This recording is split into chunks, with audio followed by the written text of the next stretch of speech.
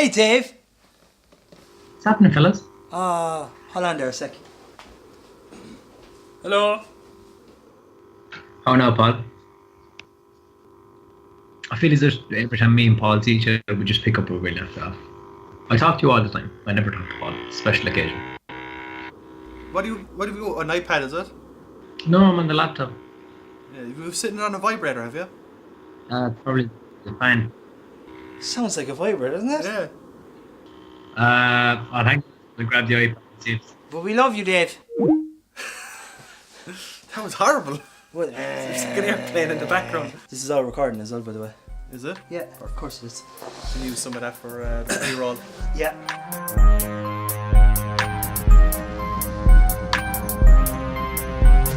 Dead or alive, you are coming with me. Don't you open that trap door? You're a fool if you dare. Stay away from that trap door. 'Cause there's something down there.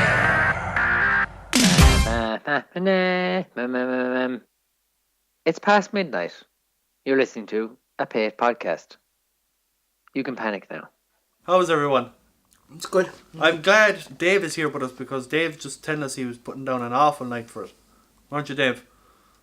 I'm cold. It was not a fun night. It was one of those nights where you tell your two best buddies, hey, look, hey, listen, man, I'm going to be home soon. But it was all lies. I knew it was going to be lies. I knew it was going to be cold and it was going to be miserable. You had best intentions. No. Yeah, best intentions of recording a podcast with your buddies, and doesn't happen. And I don't mind telling our viewers, I'm trying to. Look, hey, Are you it's a cold? hoodie. Is it cold But, over in Australia? Down in Australia?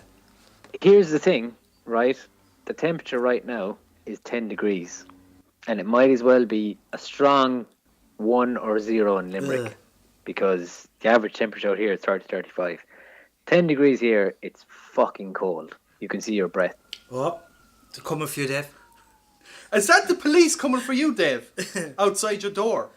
No, we have to explore this possibility, right? Because I'm very confused. Because all week you were saying to us, I'll be there for the podcast, no worries, I'll be there. You emailed me about 10 times in a row saying you'll be there. No bother. You set the time down. You said, it's carved in stone, Paul. I literally took a chisel out and I went to a wall and I carved it into it. It's set in stone. Today, oh sorry lads, I'll be an hour late. Why, Dave? I could only hear your voice, but I could see the shifty motion in your eyes when you said it was work. Now there's sirens blaring outside your house, Dave. What is going on? Like, there's something going down. Here's the thing, right? When you do a podcast from Australia to Limerick, and you mention the Vengi boys, that carries a certain weight, okay? You can't just name drop like that, okay? You can't just throw shoes out and expect no one to wear Are them. you going around the bad streets? They're trying to get you, Dave. They're coming in. Meep, meep. Yeah, you go around the bad streets of Australia and you name dropping the Vengi boys for like street cred. Is that what you're doing? Paul, I can neither confirm nor deny there were spray painted signs on Taronga Zoo or various ferries upon the Sydney port with Vengi boys will be back. They've never been here. How can they come back? Nobody knows about them. I don't know. All I'm saying is people know. The word is out. Okay? Alright, okay. So hey, welcome to the podcast, and I think we're going to have a great one this week. We've got so much stuff to talk about. We've got Stank or Wank is coming back. Oh, Stank or Wank. Yeah, that's coming back. We have a new section called Classic Callback that's coming in. Dave has watched Robocop. He's going to be talking about that. Cool. I've also got an idea, so no worries there. Yeah. And I went to see the Game of Thrones musical up in Dublin. We can talk about that as well. Did you? Oh, Yeah. Awesome. Yeah, plenty of stuff to talk about. I don't know how much time we'll have before the cops actually come and get Dave for whatever he did. So we'll try and get through it all. I think they're on to us as well. There's an awful lot of movement outside that window. It's weird. Jesus. Anyway, yeah, so I went up to Dublin yesterday to see the Game of Thrones live musical performance, and it was really, really good. I enjoyed it. Yeah, nice, good show. It was about 2 hours long. 20-minute intermission after an hour. any beheadings? No, but there was a guy playing all the wind instruments. So he was playing like the pan flute, panpipes and pan stuff like pipes and One guy. yeah, he was like the master wind blower. He was a stocky man with fuzzy hair, and At one point he had this, I don't know what it was, the instrument, but it sounded like a didgeridoo. But it was like this big, long, elastic pipe that he's blown into, and he was swinging it around like an elephant trunk. Fucking going hard at it, like, on the edge of the stage. It was crazy. And he looked like he was the one having the most fun. He had a big 40-foot long horn as well. Just big. And he was blowing the horn. He was blowing his horn. Instrument or phallic expression? I'm confused. I'll leave that up to you to decide, Dev. But he had a 40-foot long horn and he was blowing into it. So the way the show worked is they had a big screen in the background. They had the whole orchestra set up on stage, and then they would show like clips from the show, and they had them usually set to like themes. Like one of the biggest spectacles of the show was the Battle for King's Landing when Stannis Baratheon comes in and they released the whole dragon fire, and they had all this like green smoke coming out, and there was a guy in an organ playing, and there was this big platform that elevated in the middle of the stage. So as he's playing the organ, the stage is slowly going up, and next to all this green smoke comes out as you see in the screen, the whole sea light up in green, you know. And then they would show certain like characters. So they would have Arya Stark, and all her scenes would be set to Needle, which is the name of the song as well, yeah, as the sword. So it's kind of like the Howard Shore Lord of the Rings experience that came there a couple of years back. I've seen clips from on YouTube, so I can only assume that it must be similar, yeah, the way they structured the show. And then they ended the night off with some season 7 stuff as well. It's the same composer that does Westworld as well, isn't it? Yeah, because they were actually playing some of the Westworld music before interlude. but not the interlude, but before the band came on. Yeah. So that was fun, yeah. Got lost on the way out to Dublin because there was roadworks. Oh, jeez. Did you drive up? Yeah, so it was an hour more, as is normal, yeah, in Dublin. So it was 2 o'clock by the time we got back home. Wow. Yeah, and it was up early this morning to go filming. So Jesus. about 6 hours sleep, so if things get delirious, you know why. Wow. Shit. That's a long If day. it comes over to you, Dave, in Oz, I would say pop down. It's a nice experience. Like it was pretty good. Like the production value was cool to see. It's not just a load of stuffy suits sitting on a stage and they're just playing away with their instruments. Visually engaging, like. Visually engaging as well, yeah. So that was good. So how about fucking that to start us off with, huh? That was nice. That's nice. Yeah. That's pretty cool. I like those kind of events and stuff like that. Yeah. Like I went to the Batman Live a couple of years back. Good few years back actually. This stage now. But they had a similar thing where they were all kind of like on gimbals and wire work and things, and it was fantastic. They'd come in and they'd change the sets. They'd have like a big giant set of Gotham City. The Batmobile would come in. It would be Bruce Wayne Manor. It would be a big ballroom. They'd keep swapping out these sets, and of course all the villains were there then as well. So you had Catwoman kind of coming down from the ceiling like flippity fucking Soleil del fucking what's it called? Cirque du Soleil. Yeah, Cirque du Soleil. Right, so Cirque du Soleil. Like that, yeah. So I want us to go on to our first section. Oh, I was going to suggest something actually. Yeah. Shameless plug. Ha! Curveball. So later on this week we will be releasing Wisdom and Ohms after its lengthy run to all the film festivals and stuff. Yeah, so you can fucking check that out if you want. You can check it out. I would highly recommend that you do. Fun, laughs and gore. Yeah, I think it's visually and thematically one of the best things we've... Oh, here's the cops again for Dave.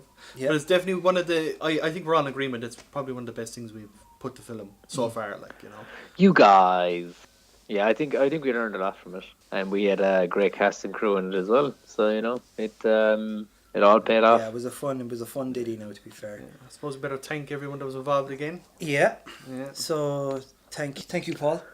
No bother. If it wasn't for me, I suppose it would have never gotten off the ground. We'll thank Dave who wrote it and directed it. For pleasure, Dave. I just throw shit at the wall and see what sticks. You know, that's how I do. So we'll thank our leads anyway: Laura Shea, Francis Healy, Andy O'Gorman. Yeah. Behind the scenes, Sarah Lally, Kerry Ahern. Yeah. Smashing out of the park. Sarah Moynihan on makeup. Yeah. Again, flawless work. And everyone on the crew, cast and crew alike, hopefully we'll recreate that cast and production team again. Fingers crossed. But yeah, that'll be up soon enough. We hope everyone will check it out and enjoy it as much as we may make it. And I think because we're coming into the 8th year of Apate Films, we've something very special planned It's not 8 years, it's 7. Shit, it's 8, isn't it? Oh, fuck. It's actually 8, yeah. 8 years this month, which is kind of bittersweet. And, oh fuck. 8 years. So we've planned something really, really special for everyone that has partaken in behind the scenes, in front of the scenes, helped us out making all our fun little shorts and stuff. We have a little video for you later on in the week, and all we can say is it's called Apate. Yeah. I think that's the name we're going with. Yeah, Apate. I think if you watch it, you'd know we made it the best way to put it. Yeah, and why don't you go and listen to Shining Lights, because it's sitting there on YouTube and it's just ready and waiting to be listened to. Do you know what I'm getting from this right now, right? We're not ones for shamelessly plugging. We're more the self-deprecating kind. Yeah. Although you can't really say it about yourself really, like, because then it's not really that, like, you're still being immodest. So what I think we should actually do to make our next couple of shorts, maybe even a feature, is I think we should plug ourselves as personalities. So I think we... Stop laughing. How much plugging you want us to do, Phil? Like, I think we should plug the fucking bejesus out of it, right? We've just pumped our last 2 projects. That's all I'm saying. Yeah, exactly. Right, we need to do a little bit more. We need to do a hell of an awful lot more than that, Dave, right? So this is what I'm thinking. Right? What plugs? Hair plugs? No, not butt plugs. I don't understand what sort of plugging you're talking about. Oh, no, getting us out there. Getting Paul the Coop Shinners out there, like. Okay. So Alright, I'm fucking excited, Phil. Everyone sees his face and like, oh, I know that dude. He's part one of the tripod of the Apate boys. I like him. He's gruff in demeanour, but he's fun. There's Dave. I like him too. He cooked me a meal once. So what I think we should do is... What about Phil? You just brought us into the fold. What about you? What do our friends say about you? Phil the Fat Man Shanahan. Yeah. Look at him, he'd laugh at his own shadow. No, what if we remake your persona? And, you know, because you do a lot of freelance editing, and you're pretty good at it. Right? Well, according to how much work you get, you must be doing something right. I tells everyone I'm busy. Yeah. I'm really sitting at home naked, like. But what if we made your image, alright? And this is me going in context to what your idea is. You know, we're plugging ourselves. We're trying to create these personas, right? Okay, run with it. So Dave is the connoisseur director, chef man. Mm-hmm. I'm the gruff, angry, but sort of fun production man. You've lost me there. Fun? Go on, continue. It was your words. You said, yeah, he's kind of fun. Yeah, okay. That was your words. Don't make a lie of yourself, Phil. I'm taking it back. Anyway. Do you know, go on anyway. There's 2 of us here switched on and there's 1 not. That's all I'm saying. Okay. So you got to remake your words. Okay, go on. Right. Give me my makeover, Paul. Yeah, alright. So since you're this sort of freelance editor, I want you to go around with a briefcase. Mm-hmm. And what does an editor do with footage? He assembles. And he also... Cuts it, yeah, exactly, alright? Okay. What are you doing there? He's there with a switchblade. I'm just trying to illustrate the point. Anyway. He's got a box cutter! Then. And there's blood in it, so that's sort of deepening the mystery of what's going on, like, I don't know. Anyway, we'll forget that in a minute, and we'll go on with what the makeover Phil. So you go around with a briefcase. Right. Suit. Yeah. Okay? Okay. And I want you to carry a big axe with you as well, so that you'll become known as the Hatchet Man. The Hatchet Man Shanahan. Yeah. So you're a Hatchet Man. Hatchet Man Shanahan. Now, in business terms, a Hatchet Man is the guy that comes in and he fixes shit that nobody else wants to fix. Oh, and he does it in the most devious way possible. Right. So that's the type of editor you should become. They call you in last minute, Phil the Hatchet Man Shanahan. He comes in, he's going to fix it. There might be a body left over afterwards, we don't know. Yeah. Oh, I come in with the briefcase, but I have a small little tomahawk or something in there as well. Yeah. Get physical, like. Yeah, get physical if they don't listen to you. Yeah, get physical. Yeah, real physical, like. Yeah. Have to listen to me because I know best, like. Yeah. So, okay. So go on anyway. That's part of your makeover. So now we've all 3 of us done. How do we do it, Phil? How do we accomplish it? I kind of like don't like my one, to be honest. But I'm gonna have to go along with it because you punch me if I don't. Right. I think I can neither confirm or deny that will happen. You're gonna punch me anyway, regardless. What I think we should do is to drum up interest for our next short or our next feature or our next Apate endeavour. We should go around to a load of businesses. Yeah. We should put our skills to use. You're good at Jingles, am I right? You're good at making music up on the spot, aren't you? Sure, why not? Yeah. He does a little bit of Fruity Loops at home. Okay. For the purposes of this conversation, I am. Yeah. Dave can write the theme song. the actual lyrics for it. I'm great at writing theme songs. That's all I do. I actually wrote the jingles for Lucky Charms. Lucky Charms, yeah. So then you go around to the local businesses and you go, like, let's say Rennie Cusick's, right? They sell fish. You fucking saunter in the door there wearing a black pair of fucking Ray-Ban glasses, fucking pinstripe suit, looking like you're something out of a Robert De Niro film. Fucking $20 grin. And you walk up to the counter, right? And you go... You slap it? You slap that counter. Yeah. You slap that smelly fish counter. Yeah. And you go up to your man and you say, I know how to make you more money. And he's like, how's that? I'm going to make you jingle. I got a guy that's going to do the music. I got a guy that's going to do the lyrics. And I'm going to make it for you. And he's like, fuck away with that. And then you, on the spot, you give him the music. So it would be something like this. Okay, Paul, you're going to have to put this in post-production wise. Okay. Rennie Cusick's. Rennie Cusick's. Rennie Cusick's. We sell fish.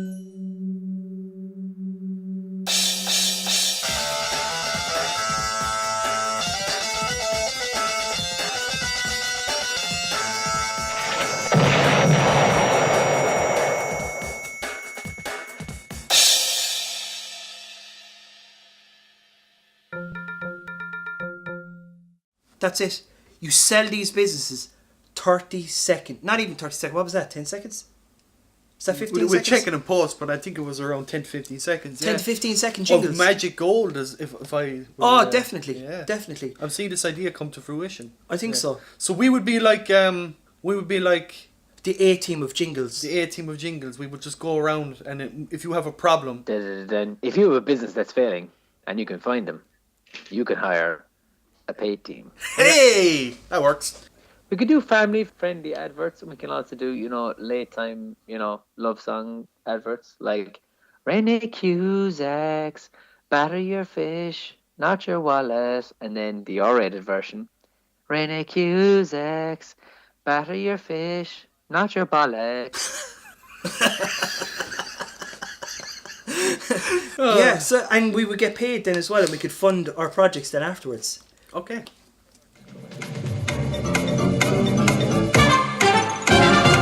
Is it Stank or is it Wank? Hey, that was nice. I went to see Deadpool 2 last Saturday. I booked my ticket to see Solo tomorrow. Tell us about Deadpool 2. Deadpool 2 was pretty great. Yeah, I really enjoyed it. Went in with no expectation. It was one of those Saturday evenings where nothing was happening. Decided, hey, let's buy 2 tickets. Let's go see it. It's Stank. It's pretty great. So, pretty good, Dave, yeah? I saw it as well. I liked Cable. I did find there was a couple of throwaway scenes. I was like, I don't know why they're there. Especially with Cable. Yeah, look, I mean, I think there was a lot of fan service, and not knowing too much about the comics myself, I was kind of a little bit lost on some of the payoffs, especially with the, was it Force X? X-Force. X-Force, sorry, yeah. Again, that'll show you just how much I paid attention, but I just bought into the whole popcorn movie Saturday evening experience, and I really enjoyed it. I mean, again, I knew nothing about Deadpool from the comic books, just purely based on Ryan Reynolds, the movies, and it really has a built-in factor of you could know nothing about the first one. And I think that's the beauty of it as well. You can watch that second one and just enjoy it for a standalone film. But yet it still pays off fan service, and it still pays off, I suppose, a little bit of the Marvel Cinematic Universe. I think it's going to pay off from what I've heard I haven't seen Infinity War, but somehow it's going to pay it off. Is it laugh out loud? Do you find yourself like chuckling? Oh, it absolutely is. I mean, I think the Australian audience are very receptive and very vocal in their reactions, and there was very few lines that anyone wasn't laughing at it.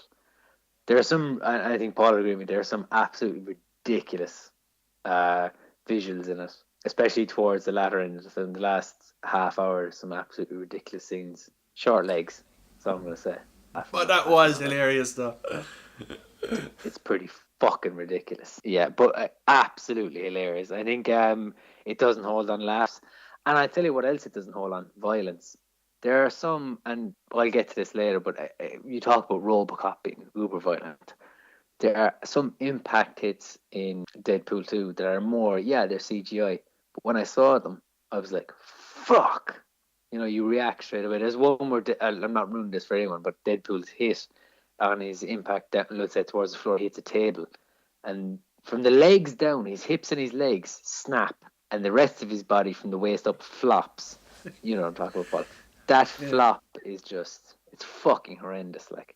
Jeez. And it was, everyone in the audience went, ah, oh. It was a collective shit. And I think it's more the visual than it is the sound effects, because the visual hits first and sound effects follow, which is really clever in the edit, the sound mix. But it's fucking horrendous. But yeah, look, it's wank. It's just great. You both give it wank?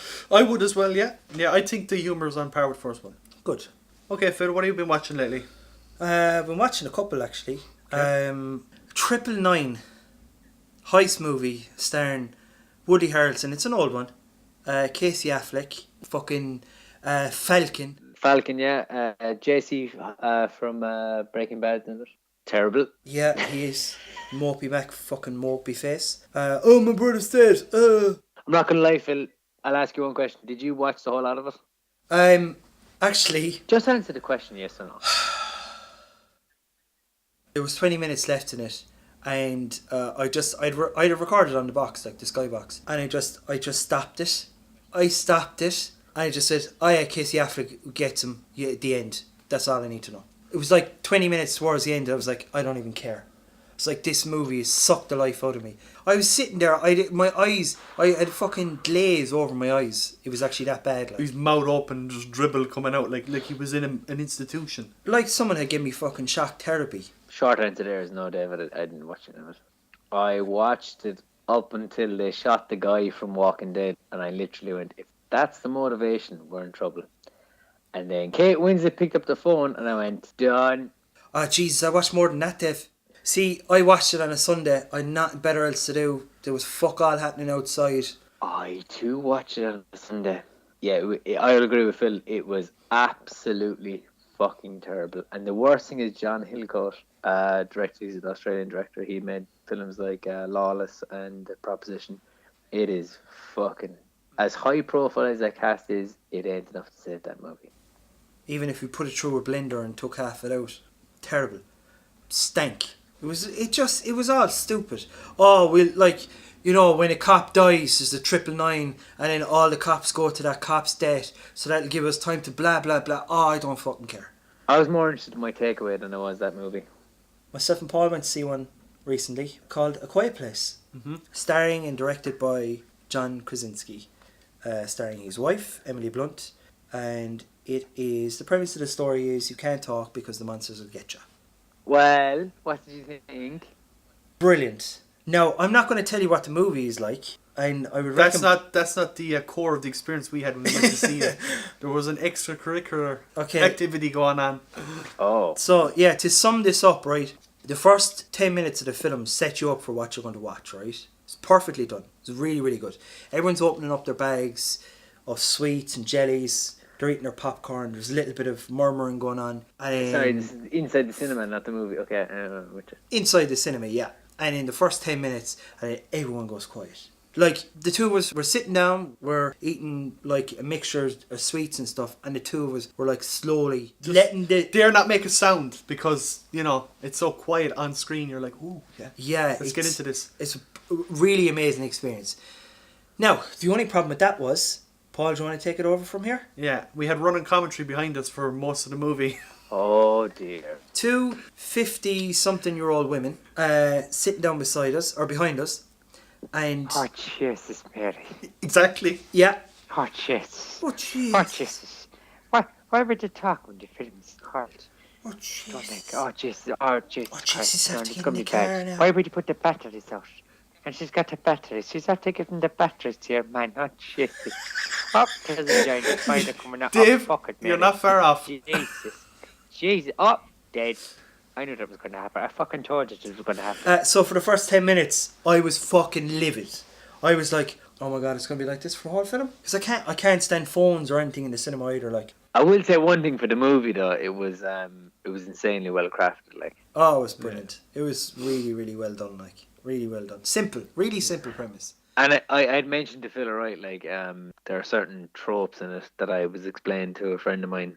Like I mentioned to you, the ticking time bomb, without ruining anything for you. The opening scene sets up the world, sets up everything that's kind of gone on. And the beauty of it as well is once you get past the first 10 minutes, I felt as if you bought into an episode of The Twilight Zone or something of that genre. Yeah, no, definitely really liked it. As far as like a horror movie goes, yeah, it's up there as like a really solid watch. Speaking of horror movies, can I add one more to the wank pile? Jesus, he's getting all the fucking stuff. You only I'm wanking all over the place. Yeah. The Witch. Philip finally saw The Witch. I finally saw The Witch. I picked it up. Yeah, the one we've been plugging for the last 2 years, Paul. And I only watched it because Paul told me to watch it. You know, when he told me to watch it 2 years ago. I find so it was Stank. Right, moving on. Jesus, all right. That should forever go down as what you said that film was for. Yeah. No, wait, you can't take that. No, it's a wank. I saw a delightful little quiet sort of film called Maudie, which was about Maudie Lewis, who was a Canadian folk artist. And it starred Ethan Hawke and what was the actress? You one from Shape of Water, Sally Hawkins? Sally Hawkins, that's it, yeah. Any good? I really enjoyed it. Yeah, it's like this quiet little movie. She's it's based on, you know, it's a true events. It's a real person. Like, she had arthritis in her hands, and she would paint as best as she could with it. But she had this very unique sort of simple pareback style. And basically, the crux of the movie is her moving out to Ethan Hawke's house to help because he's looking for a cleaner. And he's this real fucking dickhead. Like, he's just a prick. Like, an asshole. The first day she gets there, and of course she doesn't know what to do. Like, she's sort of half cleaning, and he comes in, and there's a big fucking shouting match, and, you know, he's trying to get the fuck out of the house. And of course she does that thing where he comes down the next morning, and she's the whole place spick and spanned, and it's like this sort of uneasy relationship builds between the two of them. And of course they did end up marrying each other, and they lived with each other. And it just sort of chronicles the years to the build up to her infamy, I suppose. To that point where Richard Nixon was looking for some of her paintings to hang in the White House, you know. But they used to sell them out on the side of the road, and they were like $5-10 like a painting. You know? Is it Newfoundland or something like that? Is it? It's Canada, is it? It's Canada, yeah. I don't know exactly where it is. Yeah, it's worth a watch. It's definitely worth a watch. Yeah. I saw Atomic Blonde. Well, Bit of both. Bit of stank, bit of wank. Yeah, that's what Dave said as well. yeah, I was disappointed. Well, I'll put it this way. I bought into it more for the trailers than I had an expectation of what I thought it was going to be. And again, the band Health, which all three of us are big fans of, did the soundtrack. So I had high expectations. But it's one of those movies that started off very strong with, like, here's the MacGuffin. The setting, and I think the stylistic choices, I bought into it. It was 80s. It was Art Nouveau, a little bit of noir, but I think visually it was spectacular, but the story was lacking hugely. And I think it was a missed opportunity, if I'm being honest.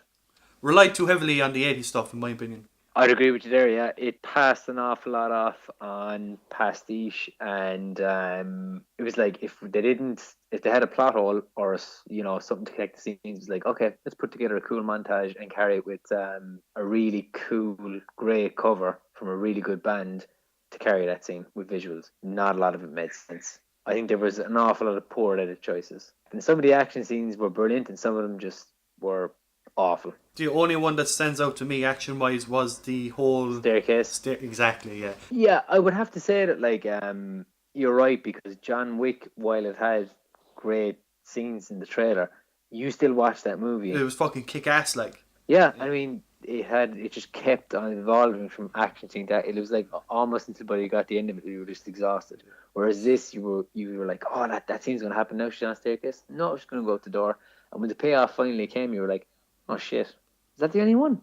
And it literally is. The rest of it is jargon. It's literally plot exposition. And it's this convoluted spy plot shit, like with James McAvoy, who's clearly like, this isn't a spoiler, but there's clearly like, you know, there's something up with it, and the film plays it as if you didn't realise that. And I'm like, I sort of knew that there was something off about him, like, you know. Yeah, it takes the audience for granted. Yeah. I've got one more, and I think me and you both watched this, Dave. Brawl in Cell Block 99. I haven't watched it yet.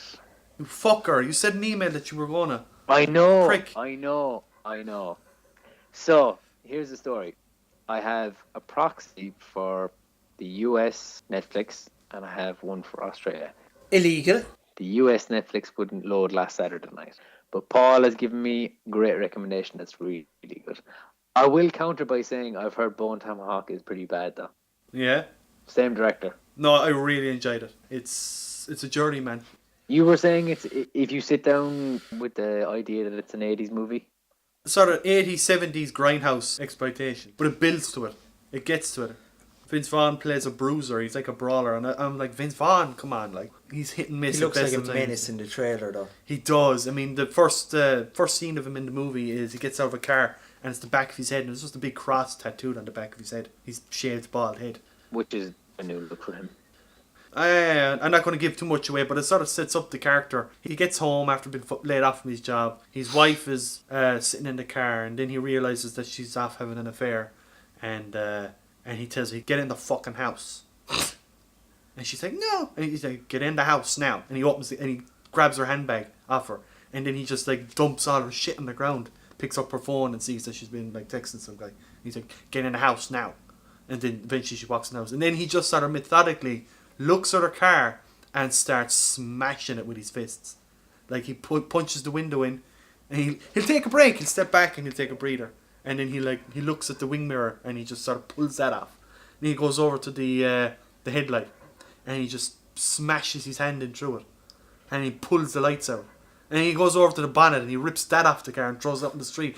But it sets up the character because he's this sort of this building rage. But it's very methodical and it's very deliberate the way he directs it. He thinks before he hits, like, yeah. Exactly. So then it comes across like that later on in the film where he has to go back into the criminal business because they're having a kid and he's out of a job, so he needs to be able to pay for it. And that comes back into it again, that sort of methodical, well thought out nature of how he's going to approach things, because he doesn't want to get fucked over by this sort of new guy that's coming up to like got a coke deal going on.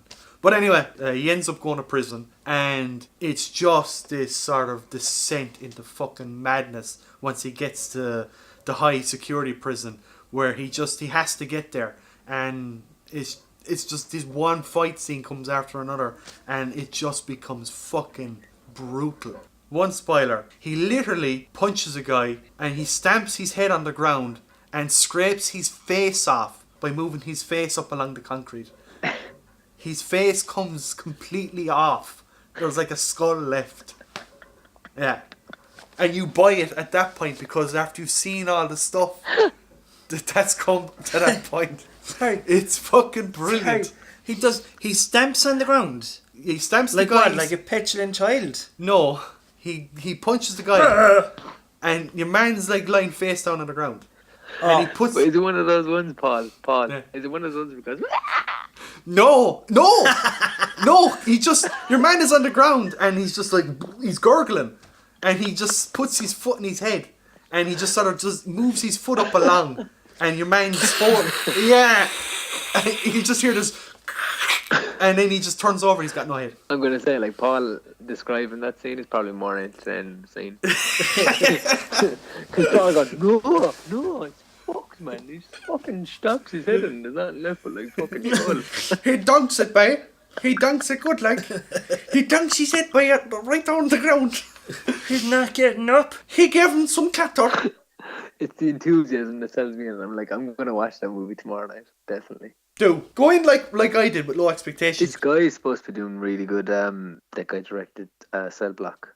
Even his first feature is I don't know the name of it, but the premise is really good. It's basically about chefs in an insane asylum, and there's a massive storm outside, and the assailants get out, and the chefs are left to fend for themselves within an insane asylum, and they're maximum security prisoners and crazies, and there's only 6 chefs there, armed with like kitchen knives and boards. So it's supposed to be... Dave? Yep. Where are you working? Because I'm starting to put things together here. Like, he's home late, sirens outside his house, he's got a box cutter, alright? And now he's talking about this movie where he's at asylum. Like, there's something going on. Things are happening. That movie isn't real. It's a fabrication of my brain. Were you the chef or patient? Were you resident or visiting? I think it was I would say I'm definitely the patient at this stage. 15 hours in. Yeah, you're resident, Yeah, like. more than Yeah. It's like that movie with fucking John Cusack and the fat lad with all the personalities. And the weird eyes. Yeah. What was it called? The man with all the personalities. What was it? Identity or something? Identity, yeah. It was a good film. High fidelity. That's the one. Moving on. Is that the end of Stank or Wank? So? That's in the Stank or Wank. Oh, yeah. roll the jingle.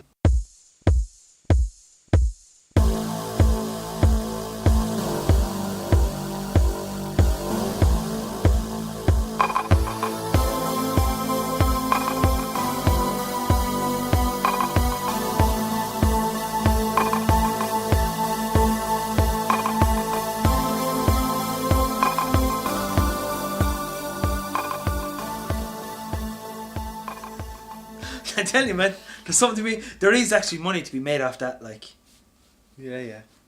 Okay, classic callback, which is an idea I had where we would all, I'll repeat that again, all Okay. watch a classic movie that we would all decide upon. Now, Dave, I'm not going to put you down, and I'm not going to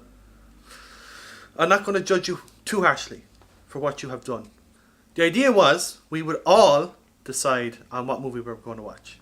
And Dave, you went off, half-cocked, and said, I'm watching Robocop.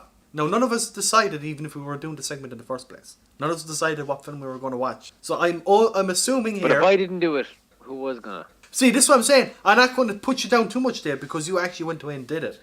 We didn't do anything. So now you've put the two of us to shame.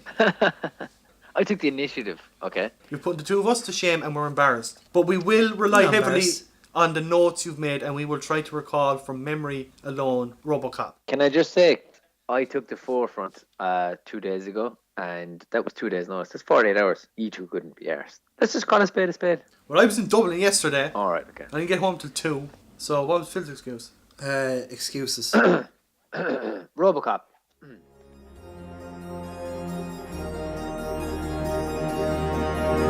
Hey, boy. Glad you called back.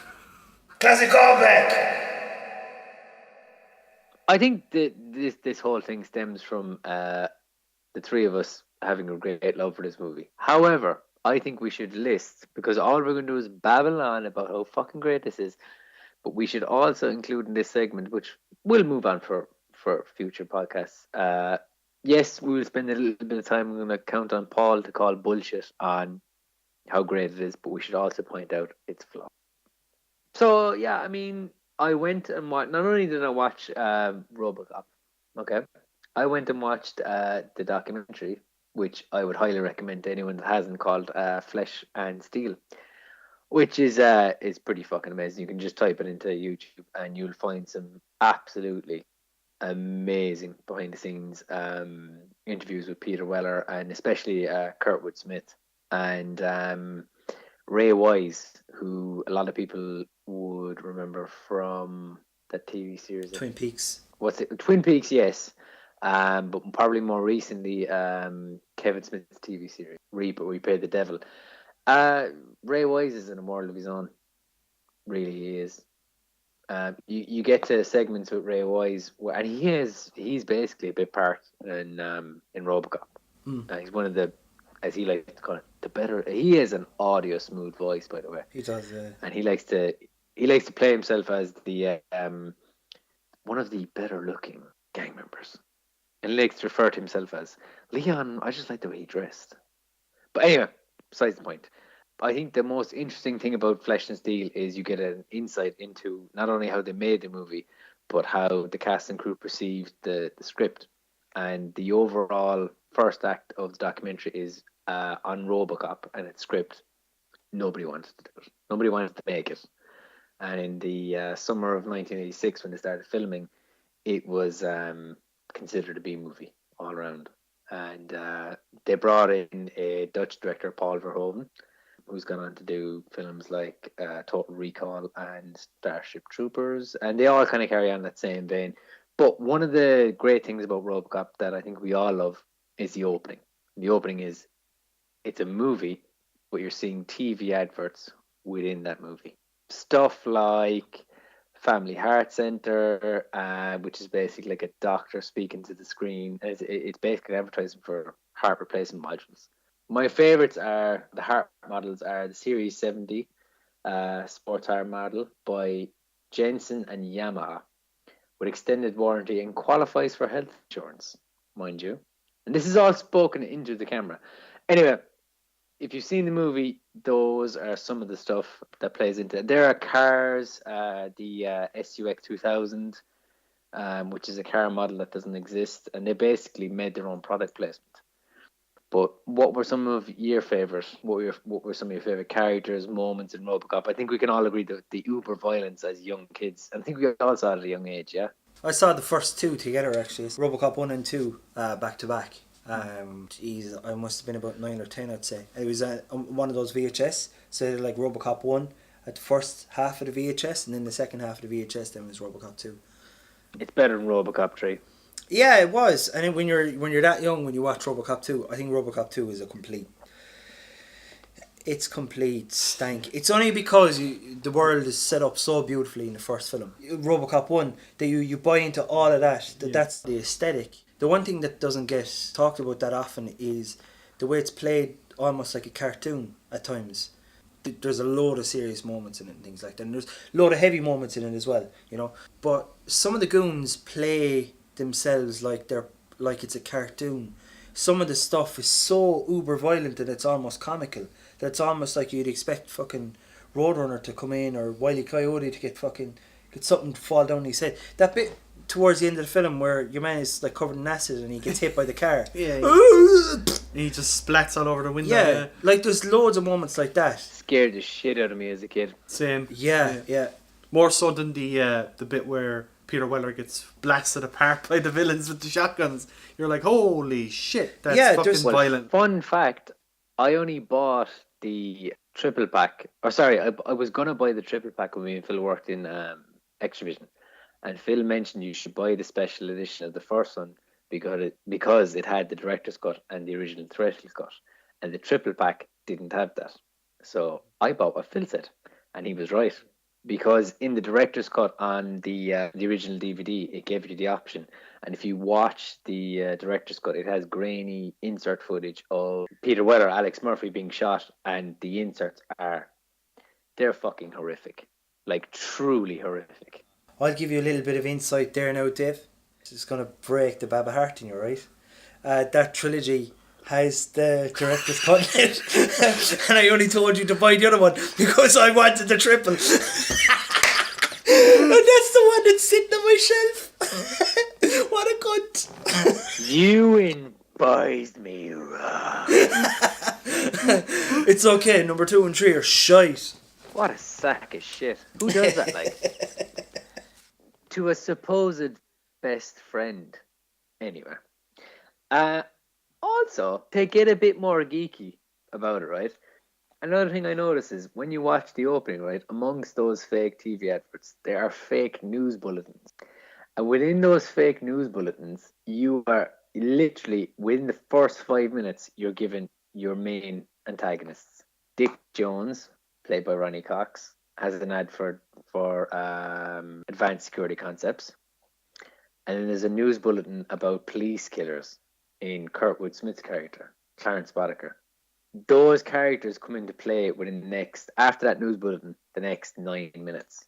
So they've pretty much set up the world that you're about to see, the characters that are going to basically occupy the story, and what their respective roles are within 5 minutes of storytelling. It's kind of insane when you watch that movie, when you start to break it down, how well the scriptwriters did, whether they did through editing or the filmmakers. It's incredible filmmaking. I think the thing with Robocop is, especially for our generation, Robocop came out phenomenal success. In 1990, they released Robocop 2. But during that period, there was the animated series, which is where the three of us would have, I suppose, had the residual effect where the toys came out. I think definitely for our generation, seeped into the culture as much as Star Wars to Thundercats. The big, huge franchises, yeah. It has as much impact. Yeah, I think it definitely did. But I think even today it's relevant because if you look at, especially the ideas that were portrayed in it and in terms of the company OCP, Like I never thought to think what OCP stood for, which is Omni Consumer Products. But even the idea is that like having the police as a privatized task force is there's some radical ideas in there.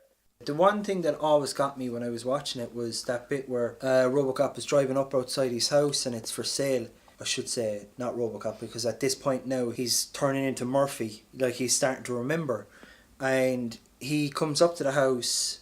There's a little screen in the front of the house, isn't it? The guy, yeah, the realtor. Realtor, yeah, he's kind of this home, blah blah blah, and he starts walking around, and then he starts getting these flashbacks. I really have to tell you something. I love you. I love you. That's right, yeah. That moment, that like it works in the film because that's the core emotional beat for Alex Murphy. But the delivery just always stood out to me. It's always that she runs up to him and it's like she's a big cross head in her, and next one, I love you. Do you know? And it just, I don't know. It irked me. You have to wonder what the context was where they had that argument. Like, yeah, what was going on? Like, did that happen? It's like, does this happen all the time? It's kind of strange. Like, she rushes up to him with an angry face. I suppose this would be like the nitpicks, though, wouldn't it? I mean, some of the special effects don't hold up, like Ed 209 for Ed 209, yeah. It is a big janky now, you know. Yeah, I mean, the guy that developed that, Phil Tippett, he's responsible for an awful lot of stop motion animation in the 80s. The one thing that stands out to me, though, overall in the movie is probably it's for you guys as well as the aesthetic. But the funny thing was, the more I looked at the design of Robocop, the more you start to look at, that was created by one guy called Rob Bottin. And Rob Bottin is responsible for probably most of, if not all of, a lot of the great special effects movies of the 80s. He designed the Robocop suit. He came up with the special effects and creature design for Legend. But he single-handedly created all the physical effects and sculptures for The Thing. Yeah. Yeah. And if you look at that now, the Robocop suit, compared to, I remember the three of us went to see the remake, and we still talk about that now. My reactions to it. It was a dark day. That suit still holds up, the old one. It looks fantastic. I'm just going to say it now. It's fucking incredible. It's almost as if in different lighting conditions, if you look at it, even in the promotional art, it's almost as if he changes colours. In the posters, he's almost like a chromatic red. In the movies, he's like chrome blue. And it depends on the lighting. He can be purpley blue. You know, it's fucking incredible. Like, but I mean, look, we're getting into the minutiae detail of it anyway. Anyone that's listening, you only but have to watch the film to appreciate those nuances, details. You know, the one thing you want to take away from it is that it's super fucking cool. It's incredibly violent, which is one thing we've skimmed over. For anyone that's listening that hasn't seen the original Robocop, the violence is fucking full on. Yeah. Well, for the mental, what do you call them, Paul? The listeners, the mentals, probably push them over the edge. Probably send them off down the road to fucking murder someone. I don't understand what you're saying, Phil. I think it'd be exactly what they're looking for. Yeah, actually a release. That type of high-octane violence. Didn't they have the scene at the start where Ed 209, which is the big, massive robot... Mr. Kenny gets shot. Fucking just... Oh, he blows. He just fucks him up with so much... There's so much blood. And did Get him out of here. It was the highest amount of squibs they ever used. That's right. So many squibs. That's right. That's stated in the documentary. It was the most amount of squibs ever used in the period of the 80s. They had it for about 12 to 15 years. It was the most squibs ever used. Still got to be the most squibs ever used on one actor. Yep. Yeah, that young fella got shot to shit. It has to be, because like, he's just bumping him full of rounds and his shirt is just shredded by the end of the scene. It was the only film I ever bought where I was like, yeah, I could buy that, doing that. That gun could do that damage. Wasn't that extended as well? The couple of scenes that he was told to cut out was that scene, the spike at the end, with the blood gushing out of Clarence Boddicker. Yeah, it's this big gloop. Yeah, there's another one as well. I can't remember the third one. But the reason why he was told to cut out, the extended thing. Extended your man getting shot. It was so... it was overkill. It was overkill that it became funny. That was his whole thing. But when they asked him to trim it down, it almost became more violent, like. Yeah, because it was less, like. Yeah, exactly. But again, on that documentary on Flesh and Steel, the actor who plays Clarence Boddicker, he talks about his first scene, and I think it's one that everyone that watches the movie reacts to. It's Kurtwood Smith, and his first scene was when he's apprehended by Robocop. He's brought into the police station, and his original line was, "Just give me my phone call." and he says to the director Paul Verhoeven, "What if I spat blood and added a little bit of custom to it?" And the way he takes off Paul Verhoeven is, Paul, I'd really like to do this idea where I spit blood. And he takes off Paul Verhoeven, who's a Dutch filmmaker, going, "You want to spit blood, huh? Okay, that's interesting. Okay, let's do it." And I remember watching it for the first time, and he just goes, blood hits the white sheet. "Just give me my fucking phone call." He was like a bad fucking ass, like covered in scars, and just spits blood on a white sheet of paper. But all improvised. Yeah. I love the fact that character has no fear whatsoever. He doesn't know. He's no fear of the Robocop or Dick Jones. Yeah. He's like his superior. Nothing. It's such a quotable film as well, like, "I buy that for $1." Yeah, I was just gonna say we would be remiss if, speaking of memorable quotes in a film, if we didn't mention the ITV versions that came out back in the 90s where they censored the language in it. Yeah, that is right. Oh, we used to play them on the network. Yeah, so there's this scene, it's basically his first night out after he's built and stuff. He's out in the street and he comes into a liquor store and there's a guy with a fucking submachine gun inside there. And he's robbing the store and he's like, "Open the fucking safe!" Except if you're watching ITV, "Open the damn safe!" Cue music. "Open the damn safe! Open the damn safe!" And next thing, the doors. That great sound. Yeah, and you see Robocop walking in, your man turns around and he's like, "What the hell are you?" And he starts shooting him. And of course in the movie it's, "Fuck me, fuck me, fuck me," because Robocop just keeps walking and the guy is shooting, he's not going down. And the ITV version, it's "Damn me, damn me." Yeah, it's so bad, like. And of course they cut out all the uber violence as well, which is like, why am I watching this movie now? Because that's like intrinsically linked within the fabric of what this movie is about. You could just imagine the programmers giving that to the ITV editor, going, "It would just be easier not to cut this because there's so much shit to get rid of and redub, Would you not expect it to turn into an actual B movie if they cut all of that stuff out? But like, oh, they didn't have the money for the special effects. Do you know what I mean? Like, yeah. It would actually probably play like a fucking B movie. Yeah. Yeah. I also remember was disappointed when I was watching it. I was like, I want to go away and watch the VHS now. But at this point we had, I think it was like in the bottom of a box somewhere, so it was packed away and I was like, fucking I'm going to do that. This. But yeah, so that was... That's Robocop. Yeah, it was Robocop. Yeah. Shout out to Gavin Spearn because I know he loves that film as well. And the one thing that he always said about it is, especially when the new one came out, he was said like, why bring out the new one? Like, why didn't you just like re-release the old one with better Ed 209 effects in it? Like, exactly. Do you know what I mean? Yeah. Yeah. Go Gav. Yeah. I think we're all in agreement with that one. Definitely. Why remake a classic?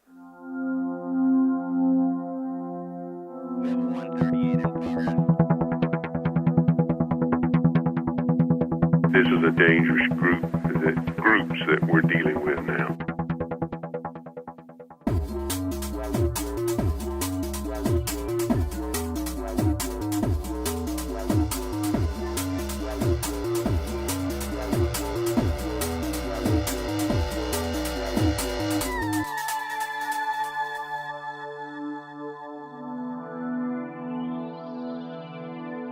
It was a nightmare.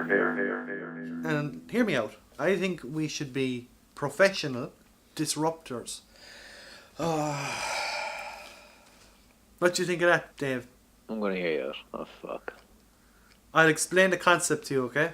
I thought we'd matured from this now and actually we're actually going to do something serious There's with not- these podcasts, but you this keep is- fucking derailing them. Anyway, go on anyway. This is serious. Alright. Very serious business. Sorry, Paul. Go on anyway. Call me And out I would, straight away. I would like you to respect the time and effort I have to come in with these ideas. Because flow charts, pie charts, actual pie sometimes because I get hungry when I'm making them. Studies have been done. Yeah, studies have been done, alright? Yeah. So I don't know if you two are keeping up on current events. What's going on at the moment is there's a lot of people up in arms about talks going on in schools and in colleges. Certain people not allowed to have platforms. So some people are coming in, they're giving a talk, and other people are saying, we don't want them coming here and we're going to disrupt it. And I watched a load of these videos and I said to myself, you know what that reminds me of? A wrestling event. Right. Okay? Because the spectacle of it, it's this big spectacle, alright? So what we're going to do, we're going to come in and we're going to be professional disruptors to all these talks, and we don't care whose side you're on. We're remaining neutral because we're in this to make money. How?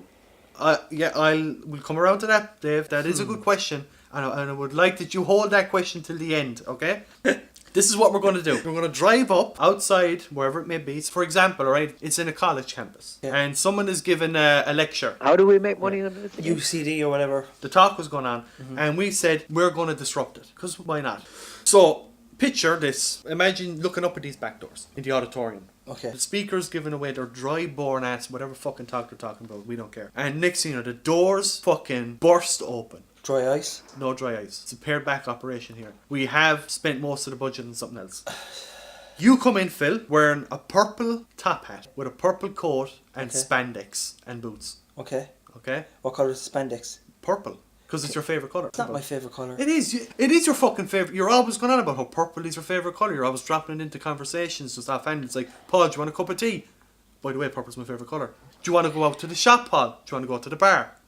Purple's my favourite colour. Even that time when we were burying that dog out in the woods after you quote unquote accidentally hit it with your car, and you just so happened to have a shovel in your boot as well, and we were laying it to rest, this poor beast, out in the middle of the woods. I turned to you and I said, Phil, I think we should say some words. So you said, rest in peace, says Poochie, purple's my favourite colour. So you're wearing purple. All purple. Can I ask one question? What colour is spandex? Purple. Spandex trousers or shorts? Skin, body tight, unitard spandex, yeah. Unitard spandex. Sorry. Okay. Okay, continue. Sure, I don't even In get fact, a that's say probably what we'll just get. We'll just get purple unitard. Ah yeah. Sure, I don't even get a say on what I get to wear. Like, go on anyway. Purple's my Alright. favourite colour. So you come in, sunglasses as well, stereo over your head, big 80s ghetto blaster, Okay. and there's music playing. Do you want to guess what the music is playing? Smoke on the water? Dum dum dum dum dum dum dum. No, I was thinking Shawn Michaels Sexy Boy. No, fuck this. Yeah. And now everyone in the auditorium, they're not going to know what's going on. We'll follow in behind Dave, and we'll be wearing purple bomber jackets, berets, sunglasses. Basically, we'll be dressed like the Joker's henchman from Tim Burton's Batman. Okay? And we'll be carrying a table. Can we just put on Prince then instead? Can we put on Prince? Are you getting stuck in that point? It's Shawn Michaels Sexy Boy. Okay, go on. Okay. Continue. So you go down to the podium, and myself and... Of course I do. Yeah, Dave will be following behind, and what we're going to do is we're going to be commentating the proceedings. Right. We'll put it. Like JP fucking Rossface. Yeah, JP Rossi and Michael Goldberg. We'll set up, we've got a fold-out table. You will go up to the auditorium where the person's speaking. Mm-hmm. And you're going to... Do you remember... You know the way Apollo Creed does all this, like, punch dancing in Rocky? When he's in the ring. He's doing all of this, he's dancing around and he's swirling his feet and kicking them and punch, punch, punch, punch. So you'll be doing that while the song is still playing. And after about a minute of that, you're waiting for us to set up the table. You can reach over to the speaker and you just press stop. Dave, we'll get on some earmuffs and we've put wires on the earmuffs to make them look like, those little microphone earpieces. We'll be calling the whole proceedings, right? So that's when you, Phil, you take off your top hat and your coat and you get into your wrestling stance. The speaker, I think they're going to be very pleasantly surprised to see it because they're not going to know what is going on here. Yeah. They've just been hijacked. What do you mean hijacked? We're professional disruptors. That's what we're supposed to do. We're supposed to hijack events. Who paid us? Like I said today, leave your questions till the end. I will get to that. So, this is what you do then, Phil, alright? Right. Walk over to the speaker and you point at him. Yeah. What would you say to him? You're in an auditorium, there's probably hundreds of people. Myself and David sit up in the corner. I know exactly what I'd say to them. Yeah. Hey boy! What are you doing over here, boy? It's the purple person telling you, boy, it's my ring. It's Your my name time. is Dr. Disrupt because you got a PhD in thugonomics. So Right. say the line again, except this time it's Dr. Disrupt. Hey boy, this is Dr. Disrupt. I got a PhD in disruptonomics. Fuck's sake.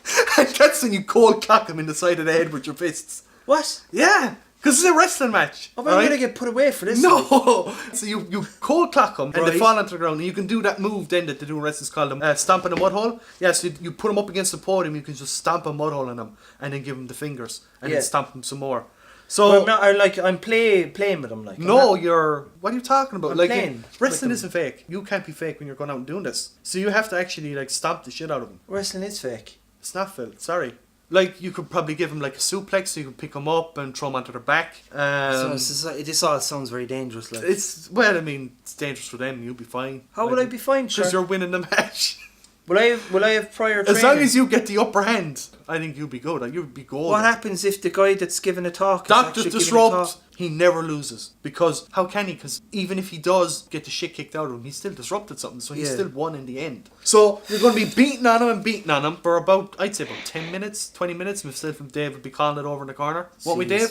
Oh, yeah. Yeah, we'll be calling in the match. We'll be saying, here comes Dr. Disrupt, and he's dropping a leg bomb. He's dropping a leg bomb right down on his opponent. And now he's giving him the finger. Dave's sitting back watching this going, what the fuck have I got myself roped into? I'm actually going to compile. You're not going to believe what I've done. But anyway, continue on. When you're ready, guys. When you're ready. Okay. Oh, fuck. I almost forgot. Because Dave isn't sitting at the table all the time. I'd say about 5 minutes into the match. Now, do you know when you go to a wrestling match, they actually hand out the posters for the with the wrestlers' names in them. Because not everyone brings their own posters to hold in the audience. So what we've done is, this is where most of the budget has gone, is we've converted a t-shirt gun into a poster shooter. And Dave, after about 5 minutes after the match starts, you go out in front of the audience, the auditorium, yeah, and you just let that sucker fly right into the audience, point blank as well, because we want him to be able to catch it really, really well. Is it shooting out those cardboard tubes? Yeah. Oh, fuck. Yeah. That's going to get hurt. It's not. What are you talking about? It's perfectly safe for people out the back. Dr. Disruptor doesn't like this? Dr. Disruptor is too busy kicking ass and taking names, and he's going to be really excited when he turns around after he's finished stomping a mud hole in someone and looks under the auditorium and says, oh look, everyone's holding posters lovingly with my name on it because they really, really like me. Right, come on. After about 10 minutes, right, is when you're going to perform your finisher. Now, you are Dr. Disruptor. Yeah. And we are professional disruptors. Okay. What is the ultimate disruptor in the universe, as far as we know? Oh, don't say I get naked. That's next week's idea. So don't worry there, Phil. But what is the ultimate disruptor in the universe? A fart? No, it's a black hole. See, this Okay, right. So your finishing move is what was going to be called the Event Horizon. So Dr. Disruptor performs the Event Horizon. Basically, what you're doing is when you beat up your opponent to such a degree, you're going to pick him up. That they'll be wobbling. That they'll be wobbling. Sort of like a finish him Mortal pose. Kombat move. Mortal Kombat, yeah. You're good. So you've got plenty of time to gear yourself up for the Event Horizon. And the Event Horizon is you taking about 10 steps back. I take off the top hat? Taking that off at the start of the match. I mean, No, you took I the coat off. I took the coat off. No, the top hat was staying on my head. Alright, yes, you take off the top hat. Alright, this is actually works out even better again. Yeah. And you run at them. Right. And you jump in the air and you level your body out so it's like No. it's horizontal to the ground and you headbutt them full force. Oh, like a fucking dolphin headbutt. Yeah. Oh, and that's what we call the Event Horizon. Mm-hmm. Yeah, but I'm going to be like brain damaged after that. You're not. You'll be fine. I am. Well, you should have left the hat on then, shouldn't you? I don't know. What if? And then you pin him, and like, Jeez. either myself or Dave, probably Dave, because he'll have finished with the t-shirt gun at this stage, and he'll run up and he'll do the 1, 2, 3 count. He'll put your hand up, and then it's going to be a very awkward 2 minutes while you press rewind on that tape recorder, so that you can play your outro music, Shawn Michaels' Sexy Boy, and which we will leave the auditorium completely successful in what we've done. We've disrupted the talk. The talker can't speak anymore because they've just been Event Horizon by Dr. Disrupt. Yeah, they've just been hospitalised. I mean, it depends how hard you go at it, Phil, You're a fucking animal when you get going. After that, we'll head up to the dean's office, the dean of the college, and Dave will hold the t-shirt gun to his face, and then we'll demand to get our payments, and which we had previously agreed on. Oh, jeez. Which I may or may not have called. And that's how we'll make our money. And then we'll get back into the windowless white van, and we'll drive away, and we'll go to the next place and do it again. And here's the great thing about it. If we get to a place where there's 2 speakers on stage, everyone will be lucky to see a double team tag match of Dr. Disruptor and Dave the Macho Man Randy Savage. Oh yeah. I gotta say, I'm not 100% with this. I got just one thing that might put a fucking hindrance to your plan, Paul. For the fact that I wouldn't do it anyway. It's not a plan, it's an idea. It's a which fucking, you will be doing. I don't know, we'll see. What if I go in and disrupt a fucking... Phil, I'm gonna have to cut you off right there. Go on, so. There's a reason I've kept so quiet. The reason being, I'm going to show this to Phil and Paul. Paul, I've basically mapped out, roughly, mind you, everything you've just said, and I've priced it according to eBay. So let's just cut the shit, right? To physically do this, right? This is no bullshit. Paul, I need some questions. I need some answers to these questions. You said hold it. So, can I get an estimate of petrol money for this venture, please? Oh, no. This could actually become a Yeah, thing. you said we have to drive to places, so how much is it going to cost to drive us there? About 50 quid. 50 quid. Okay. That'll get us out for 2 days at least until we get our first payment. Okay, not interested. How much per disruption are we charging?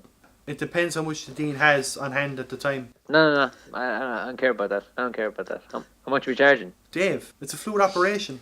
Listen, I'm trying to make you money here. How much do we charge per disruption? Let's see. How much does that fucker owe me?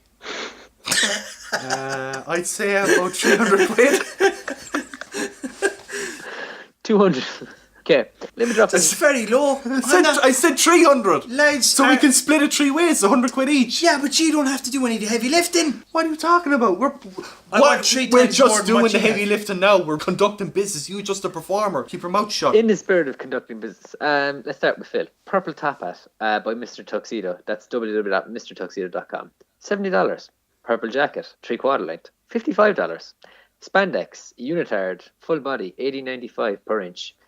That on an average is going to come to $145 for Phil's outfit. Perfectly reasonable. Moving on to myself and Paul, the aesthetic of Batman 89 Thugs. Purple leather jacket, $230 each. Ski sunglasses, $159 each. Leather fingerless gloves, $30 a pop. Boombox, I was going with like the aesthetic you gave, so I said Boombox model Lasersonic TRC 931, $300 plus shipping. Shipping's $100 on that. Cassette tape with Shawn Michaels tune on it? Priceless. That brings us to a total of $819 on that, plus the table you mentioned. Fold out table, yeah? Cheapest table on eBay currently right now, fold up table that we could fit in given transport is $30. The poster shooter gun, a t-shirt gun cannon, cheapest one. Which we've modified. Well, base model, we'll say that would do our needs, is $1599 on Amazon currently. Yeah. Jeez. Not Okay. including shipping. Yeah, it's completely reasonable. T-shirts, $21.95. We don't want t-shirts. We're using posters. Right, posters. Well, we'll just say on average, Posters cost nothing because I'm just going to go around the back of Dunn stores. Well, Phil is going to do it for me, and he's No on that. and he's just going to collect as much cardboard, and we're going to get some poster paints and do them ourselves. Sure, yeah. So When there's you no gonna cost in those. fucking pay me in Sherbrooke. while you're Also, at we it. can drop costs in the bomber jackets because I can just go down to the St. Vincent de Paul and buy some green ones, and then we'll just spray them purple with spray paint. Yeah. Average stunt insurance, public liability for Phil's suplex and finishing moves, $300. Yeah, I want public liability insurance in this shit. You're dead right, Dave. Perfect. That brings this total venture to $3,500. Yeah. Per disruption. No, that's just My startup clothes fees. aren't going to fucking That's hold up after startup that. fees. That's startup fees, Dave. Every business has a startup fee. No, you gotta spend money to make money. Paul's average disruption is $300 per disruption. So in order to pay for that, we're gonna make 10 of those babies happen. Yeah, and I reckon we can do 10 in a day because it'll be a tight ship. Yeah, can you? The purple plonker here. Jumping around the place. With his top hat on and his leotard, giving everyone the event horizon. Not a hope of it. I would assume 10 of them. 10 of them. Be lucky if I got one half a week. Jesus Christ. Fuck's sake. I hurt my back when I go to the bathroom. $3,000, Paul. Let alone have to $3,000 fucking jump on someone. Fucking cripple someone.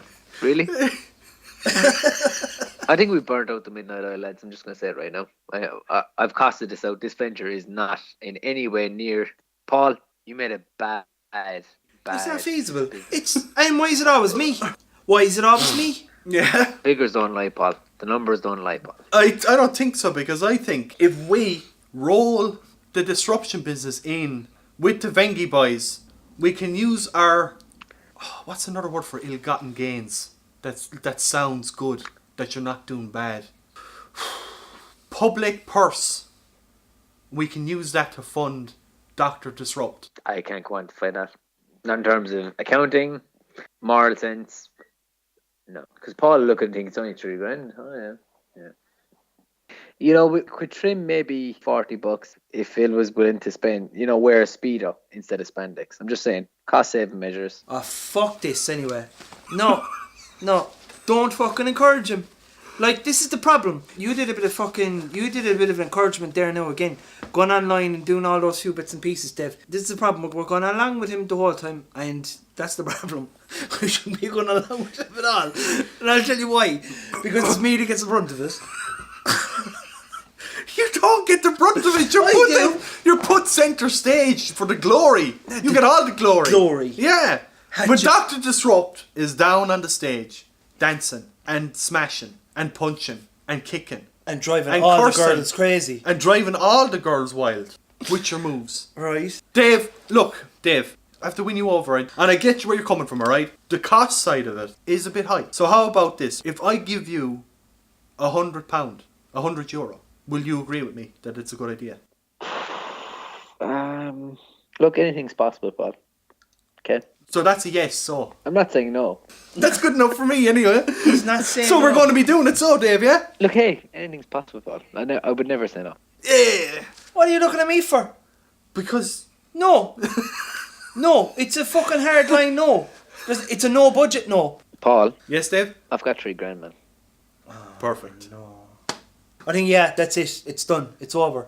I think here this is it. No more podcast. I think here we go. Next Every week. time we do this, we sit down and there's a harebrained scheme and how we're going to fuck something up and how we're going to spend more money and how we're going to make Phil look ridiculous. I'm just out. No, I'm going to jump in there now and just say this is the last fucking podcast. It's been a pleasure and it's been a curse. Next week, we have a short film hitting online. There's a video coming out.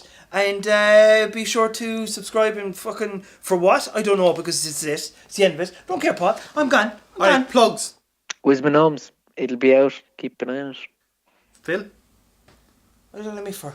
You've me gone in the tizzy now altogether, like this purple Alright, plonker. we're going off that now. You can forget that. The fuck? I don't know anymore now. We've got the Apate coming out. Yeah, Payday coming out this week. Which I think, we haven't done the logo yet, but I'm thinking it's an AP with just the number 8. Yeah, that's pretty much it. Yeah? That's all you need to know is that we are celebrating the fact that we're 8 years making films with friends. Yeah, exactly. We're all good friends here. Even if some of us are dressed in purple. And I would also like to plug Shining Lights, which is on our YouTube channel. 58 minutes long, dark audio drama. If that floats your boat, it's free, so you're not paying anything for it. Yeah. So why don't you go and listen to it? Because it won't hurt you, will it? Like, it won't cost you anything. Time. It'll cost them time. It'll cost them time, but it's time well spent as far as I'm concerned. It's a great listen. Also, check out www.thebountyhunter.thecomicseries.com and you will see my comic, which I drew and wrote the story, and Dave helped me rewrite the dialogue and gave it some punchy dialogue. It's a fast-paced, action-packed, 80s-esque romp. And okay, so I think that. Oh wait! We gotta ask. We need to pick a classic callback for next time. The Thing. Perfect. So that's the next one. We're all going to watch it this time. Hey, and boy! We'll be as diligent as Dave. Okay, so with that, I think we should It's a wrap. wrap it off. Sign off. Sign it off, Dave. Zip up your pants. Put a pin in it. We're done. Bye-bye. Call it a day. I'm sure you would, yeah. Yeah. Jesus, what are you angry about? Huh? Not angry at all. Fucking fed up. Huh? The purple spin doctor. I'd be pretty fed up when I see the fucking bill for all this shit. Oh, Jesus Christ.